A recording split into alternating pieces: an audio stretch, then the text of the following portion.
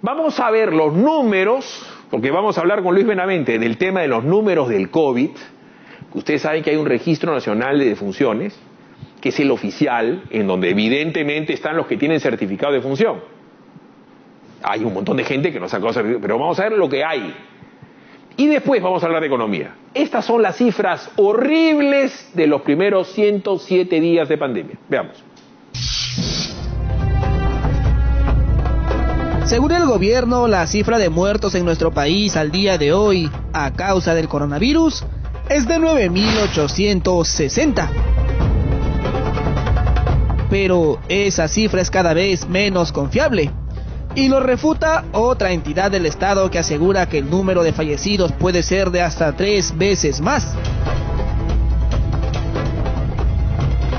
Esta entidad es el Sistema Informático Nacional de Defunciones, SINADEF, donde se registra la información de todas las muertes a nivel nacional. Los números que arrojan sobre los últimos 3 meses son escalofriantes. Habrían 34.098 muertos más entre abril y junio del 2020 que en el mismo lapso de tiempo de los 2 años anteriores. En el 2018 hubo, en los meses de abril, mayo y junio, un total de 28.406 fallecidos en Perú. En el 2019, durante estos mismos 3 meses, la cifra de fallecidos fue de 27.148. En este 2020, con el coronavirus latente, el número de muertes en esos 3 últimos meses, abril, mayo y junio, según esta entidad del Estado, ha sido de 61.875. La diferencia con los años anteriores es enorme. ¿A qué se debería, según usted, esta cantidad de muertes? Si hacemos matemáticas, esto quiere decir que en los últimos 3 meses de este año han fallecido 34.098 personas más. Si ha muerto mayor cantidad de gente que lo normal en medio de la pandemia, ¿por qué la cifra del gobierno sigue tan lejana a la que da SINADEF? Pero no son los únicos números que muestran un exceso de muertes. El diario británico Financial Times ha publicado análisis estadísticos que llegan a una conclusión similar, pero variando algunas cifras. Un grupo de periodistas especializados en análisis estadístico realiza informes cada cierto tiempo en el que muestran mediante gráficos a los países donde el exceso de muertos es mayor. Con Perú recolectaron datos hasta el 17 de junio, llegando a la conclusión de que habían 28.600 muertos más que en años anteriores, o sea, 141%. Y lo peor aún no habría llegado. Al menos se puede deducir luego de que la Organización Panamericana de la Salud dijera que nuestro país recién llegará al pico de contagios en el mes de agosto. Encima, con la gente nuevamente en las calles, ¿también se disparará el número de fallecidos a causa del coronavirus?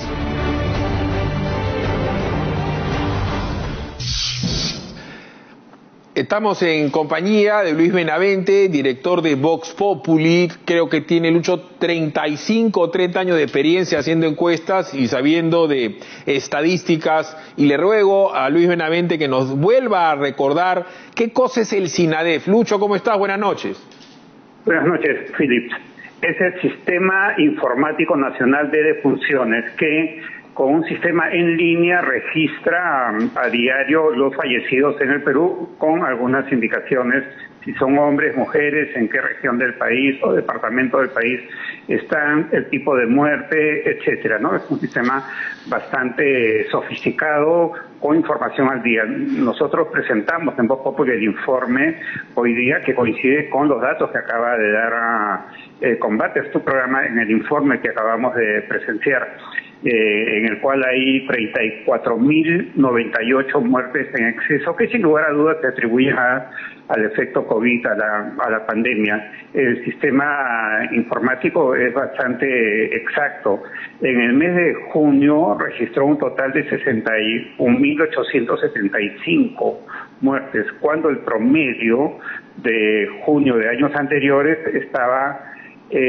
hasta el mes de junio, me refiero a abril, mayo y junio, registró 61.875, cuando en los mismos trimestres de los dos años anteriores estaba alrededor de 28.000, más o menos, con redondeo. A ver. Este sistema, de alguna manera, da información que no coincide con el número oficial de muertes por COVID en el Perú del mismo Ministerio de Salud. Yeah. A ver, Lucho, para que la gente le entienda, vamos a decir que esto se ha cerrado el registro del día de ayer. Puede darse el caso de que llegue más data mañana inclusive, porque de repente algún lugar recóndito del Perú, no sé, pues altura de Tacna, altura de Moquegua, altura de Cusco, de Puno, lleguen más muertes oficiales, porque hay que explicarle a la gente también que la muerte oficial es una muerte que tiene certificado de defunción. Entonces te reitero la pregunta, ¿puede haber un efecto, no quiero ser prosaico, residual? ¿Puede haber más muertes mañana o pasado registradas? Podría ser, no sé si mañana o pasado, pero sí podría ser, porque nosotros hacemos anotación de las muertes en distintas semanas desde hace varios meses y, por ejemplo, las muertes en abril, mayo del año 2018 han cambiado, ¿no? 2 años después los números cambian. No creemos que sea algo de mala fe, creemos que la actualización de información puede pasar por ciertos controles, por ciertas revisiones y esos cambios, sí. Okay. Podría cambiar como que van cambiando los números. A ver, tenemos en imágenes un gráfico que siempre nos hace llegar nuestro común amigo Manuel Ruiz Huidobro, donde está la proyección de ustedes, que es básicamente una suma y una resta, pero me gustaría que tú le hagas recordar a la gente qué pasó en abril, qué pasó en mayo, qué pasó en junio y ahora, porque lo que normalmente muere en el Perú son 9.000. Y si yo me atengo lo que te acabo de informar, que creo que tú ya lo sabes, que la Organización Panamericana de la Salud dice que el pico de contagio se va a dar en el Perú probablemente en la segunda semana de agosto. Quiere decir que nosotros vamos a hacer un cohete a la luna todo el mes de julio, que recién comienza, la primera parte de agosto. Conclusión, si tenemos, creo que, 11.000 y pico de muertos, después en mayo, 22, y ahora en junio, 25, muy probablemente en julio tengamos 28 o 30, ergo van a haber 22.000 personas que van a morir de coronavirus este mes. ¿En qué me equivoco? Sí, podría aumentar, es una posibilidad.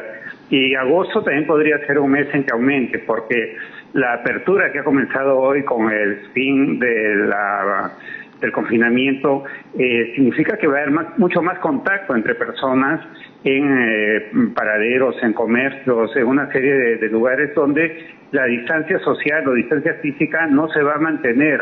Eso va a aumentar el contagio definitivamente. Entonces yo creo que dentro de 2 semanas vamos a tener muchas personas con más síntomas, dentro de 3 semanas vamos a tener más demanda de hospitales por enfermos, están en una situación delicada, y dentro de un mes vamos a tener más muertos por coronavirus. Podría ocurrir eso. A ver, Lucho, tú además de ser estadístico y analista político, eres un paciente recuperado de COVID. O sea, tienes la autoridad moral y el dolor de haberlo sufrido tú, y ya me imagino a tus hijitas el sufrimiento que habrán tenido verte postrado. ¿Cómo es posible que el presidente recién diga ayer que se van a mandar a hacer 10 millones de mascarillas, es decir, no hay mascarillas en la calle, pero que recién hoy lleguen respiradores? Recién hoy. Entonces, a mí me parece eso algo absolutamente negligente, o yo le estoy cargando la tinta al presidente. Creo que ha habido inacción, ha habido muchos errores.